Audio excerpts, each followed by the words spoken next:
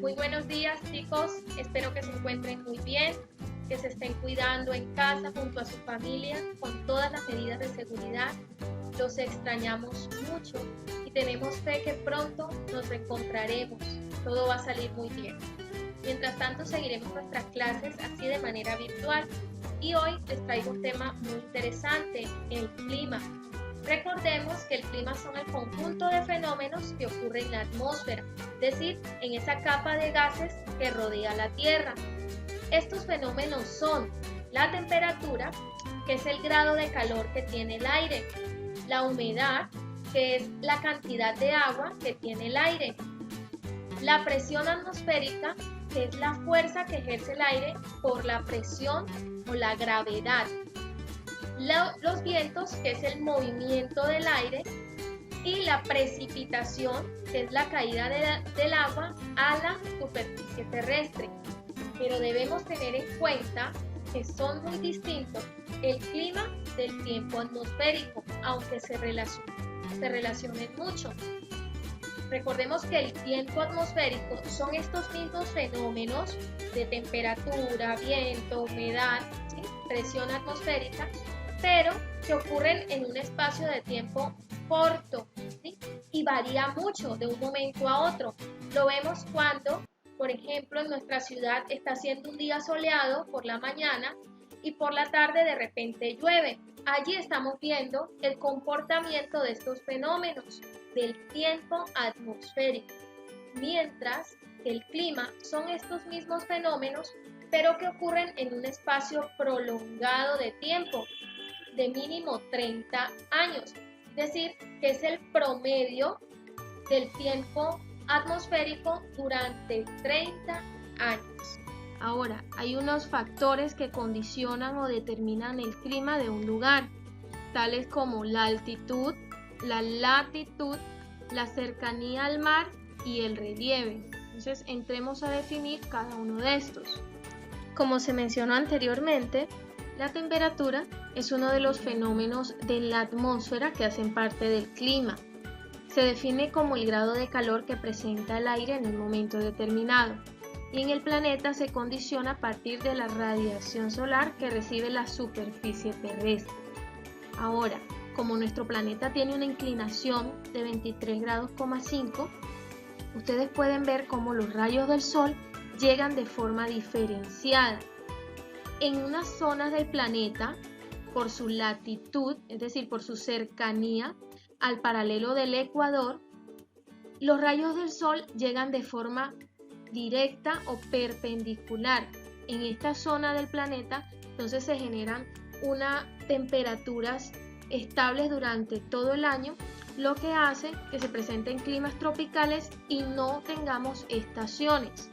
Ahora, en las partes que van del trópico de Cáncer al círculo polar ártico y del trópico de Capricornio al círculo polar ártico, los rayos del sol llegan de forma oblicua o inclinada, lo que hace que se generen unas temperaturas medias o templadas. A esta zona se le llaman zona templada del sur y zona templada del norte respectivamente.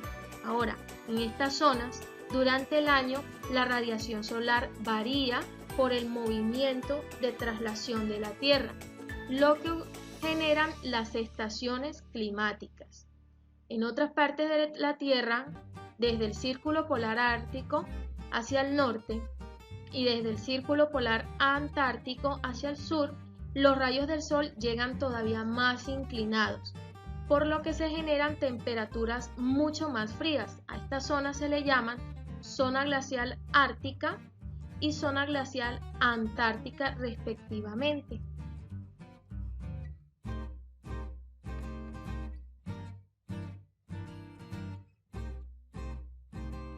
A nivel local, otro factor que determina la temperatura es la altitud, es decir, la distancia con respecto al nivel del mar. Como pueden ver en este gráfico, a una mayor altitud, menores temperaturas van a haber, es decir, más frío va a ser en esas altitudes. Entre más baja la altitud, van a haber mayores temperaturas, es decir, más calor. Esto hace que se generen los llamados pisos térmicos, que son franjas las cuales varían de temperatura según su altitud. Este hecho se puede relacionar con otro fenómeno llamado presión atmosférica, que es la fuerza que ejerce el aire por la fuerza de la gravedad. Entonces, como pueden ver, en altitudes muy elevadas, las partículas del aire son pocas, por lo que no hay mucha fricción entre ellas y generan bajas presiones, es decir, no se da tanto calor. En cambio, en altitudes bajas se concentran mayores partículas de aire que se generan entre ellas fricciones y lo que genera calor. Ahora, Colombia por su latitud se encuentra en la zona ecuatorial o zona intertropical. En esta zona recordemos que los rayos del sol llegan perpendicularmente o directamente durante todo el año, por lo que no tenemos estaciones. Hay temperaturas uniformes durante todo el año, lo que nos da un clima tropical. La altitud nos permite diversidad de pisos térmicos. ¿Por qué? En esta zona, como tenemos diferentes relieves con variadas altitudes, ¿sí?, presentamos unos pisos térmicos, es decir, un clima de montaña. Lo que quiere decir que a mayor altura, las temperaturas van a ser menores, es decir, van a ser más frío. A alturas más bajas, la temperatura va a ser más alta, es decir, va a ser más calor.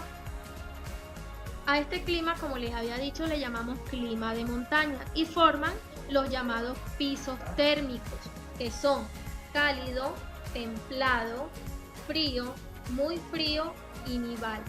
Como contamos con diversas formas de relieve y distintas altitudes, tenemos diversidad de climas. Esto hace que en cada piso térmico contemos con diferentes recursos naturales, lo que nos hace un país rico en flora, en fauna y demás recursos. Entonces, como hemos dicho, Colombia está ubicada en una zona del planeta, en la zona ecuatorial, en la que hay unas franjas o pisos térmicos que tienen diferentes temperaturas de acuerdo a su altitud.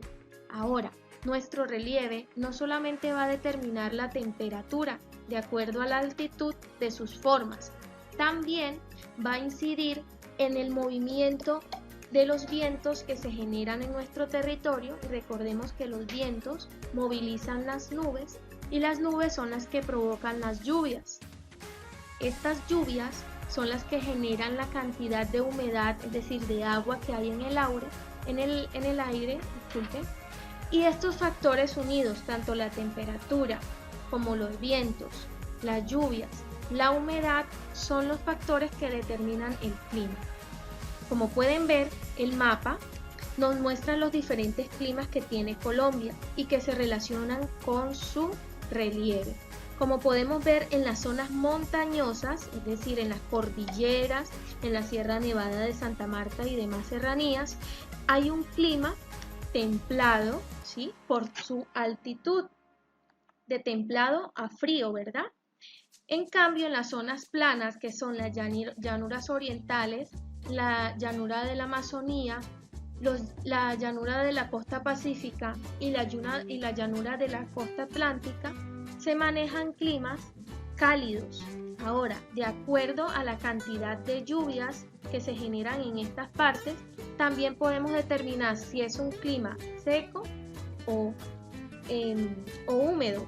Entonces, en las partes donde llueve mucho, se va a generar un clima húmedo, mientras que en las partes que llueve poco se genera un clima seco.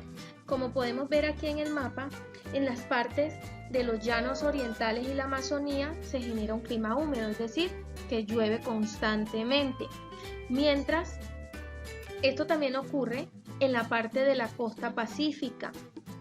En esta parte se debe sobre todo a vientos que vienen del Océano Pacífico, que traen nubes, que estas chocan con las montañas de la cordillera occidental y se generan las precipitaciones. Por eso en esta parte también se genera un clima húmedo. Ahora, vemos que ocurre lo contrario en la costa atlántica, ¿cierto? Aquí se genera un clima seco, o sea, lo que quiere decir que hay pocas lluvias durante el año. Lo mismo ocurre en el centro de los valles geográficos del Valle del Cauca y del Valle del Magdalena. Ahí se generan también climas secos.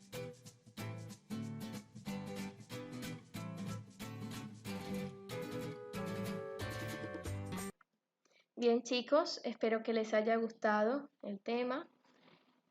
Hasta aquí pues llega la explicación como tal y los invito entonces a continuar con las actividades de la plataforma, igualmente a realizar este resumen mediante este esquema en el cuaderno de geografía y estaré pendiente en Zoom ante cualquier duda o inquietud que les surja. Muchos saludos.